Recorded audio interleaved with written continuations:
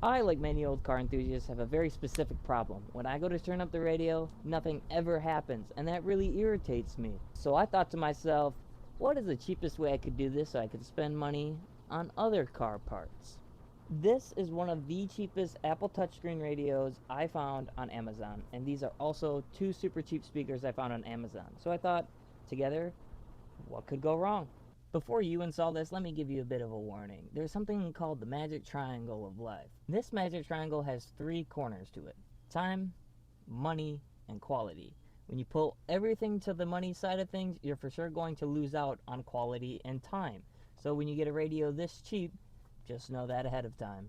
So to help save some time during install, do your research beforehand. Know your wiring harnesses, know the radio you're getting, and how to pair the two together to save you some time. So I'm here to tell you if this is actually worth your time and money, or is it as bad as the reviews say? Is it the best bang for your buck radio and speaker combo you can get on Amazon right now? So taking a closer look at this radio, I got it for $49.99 plus tax and shipping off of Amazon. It is this almost 6.5-inch touchscreen, two USB Type A ports, and a USB Type C port. It also comes with an external microphone and a backup camera as well. However, for my application, I don't need to use these. It claims to support Apple CarPlay and Android Auto, as well as AM and FM radio. However, some people say that both of these features are lacking and to just stick with the Bluetooth. You can see it's a single DIN, and it also does not have a CD reader. I, like many people, just need to use Bluetooth these days. As most likely expected, this radio is made in China. Although there's nothing wrong with that, instruction manuals like these come in many different languages, so it can be very hard to understand how to actually install this in any type of car since it's a universal radio. So let's take a closer look. Understanding your car's wiring diagram is the first step to any radio install. You can most likely find a wiring diagram like this on your car's forums online. So, with the plug facing towards you, or the mating end, we have A through J, then K through N. Similarly, you can see it here. Now, with the two new plugs facing us, we have them right here. These are labeled as 1, 2, 3, 4, and so on, all the way to 15 and 16. Taking a closer look with my 1993 S10, my stock harness, you can see the A through J and K through N here, along with the color of wire it should be, along with its own use. Same as follows here.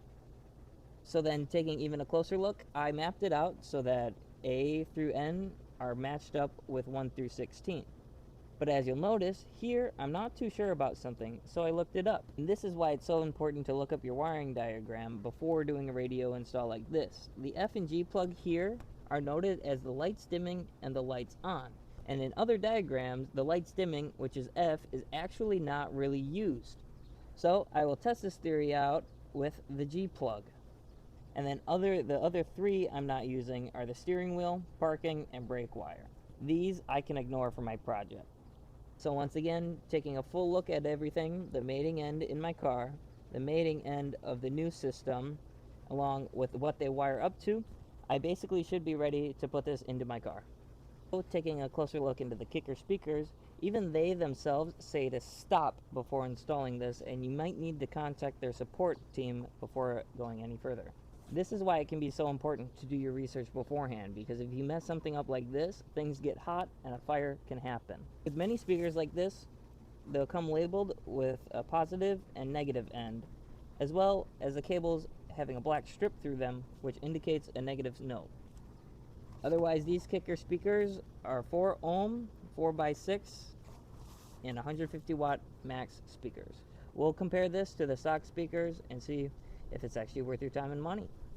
Other things you'll need for this swap are your supplementary pieces, like a frame kit for your car, or even just connectors. Now, before installing, I marked out 2 important things on this frame kit. 1, how to disassemble your radio's dash, and how to install your radio's dash. So, let's get to the fun part and actually install these. So the first step you're going to have to do is obviously disassemble your dash. However, for my application, somebody already did a quick disassembly. You can see they actually broke my cigarette ashtray holder here. So before starting this whole fun adventure, I disconnected the battery because, again, this contains a 12 volt constant and you don't want to shock yourself or, worse, catch something on fire.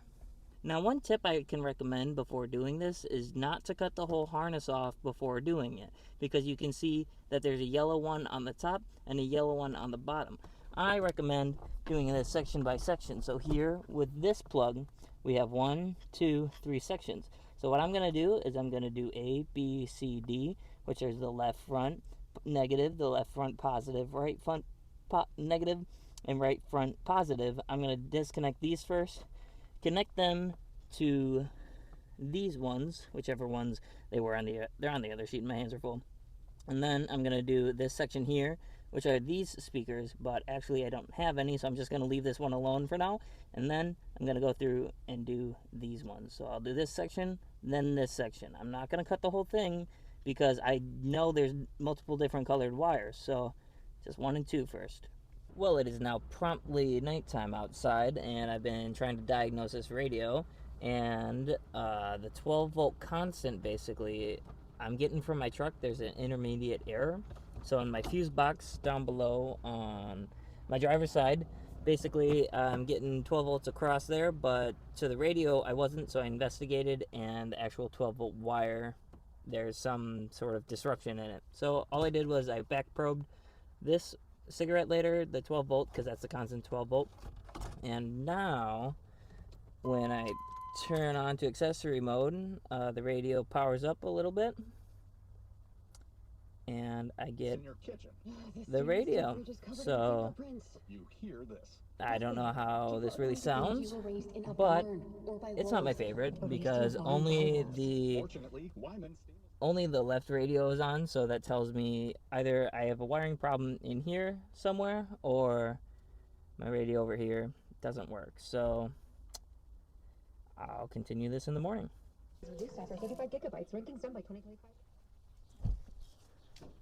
Alrighty, it's a new day. It's raining outside, so I pulled the truck in the garage. Radio's working. I only have my driver's side speaker. I looked into it. T15 Torx bolts, so you take them out and this panel comes off, but I think that speaker's blown. I see electrical tape on it. Maybe the previous owner did something with it, but it sounds good as is. But I got some new speakers I'm going to install, so let's get after it. Alrighty, and here we go. I got both speakers hooked up, left front and right front. Oops. And it sounds fantastic. I like it. Is miles and miles better than the one that was working here, and that right speaker was blown out. So those wires are all connected. Those are connected, and quite frankly, it sounds great. So let's take the radio out and get the correct dash assembly going. Okay, after fiddling around a little bit with my dash and all the other bits and pieces, I've decided to go with just this flat version.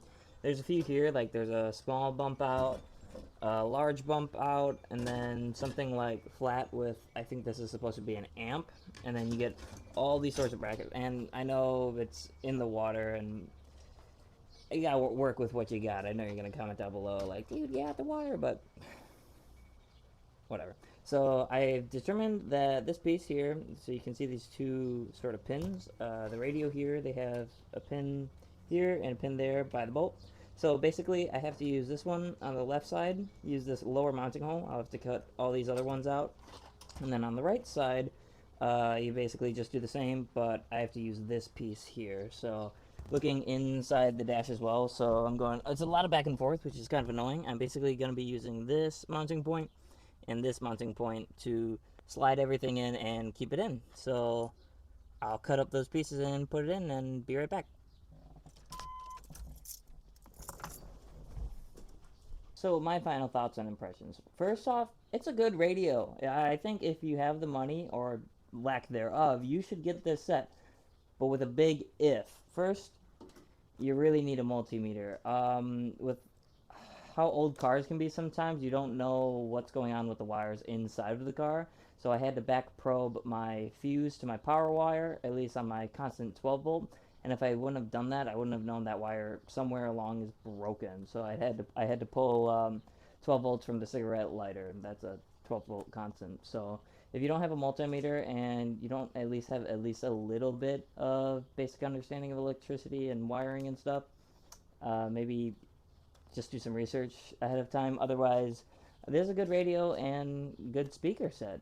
Now, if I was to do this again, things I would do differently. First, I would not buy these soldering heat shrink connectors. They wouldn't like to melt the soldering, and then also at times they would just melt and almost caught on fire on me 2 times. And you can't use a lighter with them, you need a heat gun. So I would just go with the classic crimp style and then heat shrink over them. But overall, again, this set is actually fantastic. You really should get it, honestly. It never got hot on me like the reviews said. It never cut in and out. It works perfectly. Now, I haven't tested it while driving or done anything like that, so maybe something could happen there, but I really think it's a good set. So if you have any questions, just leave them in the comments and I'll try and answer them. But if you found this helpful, like, subscribe, and follow for more.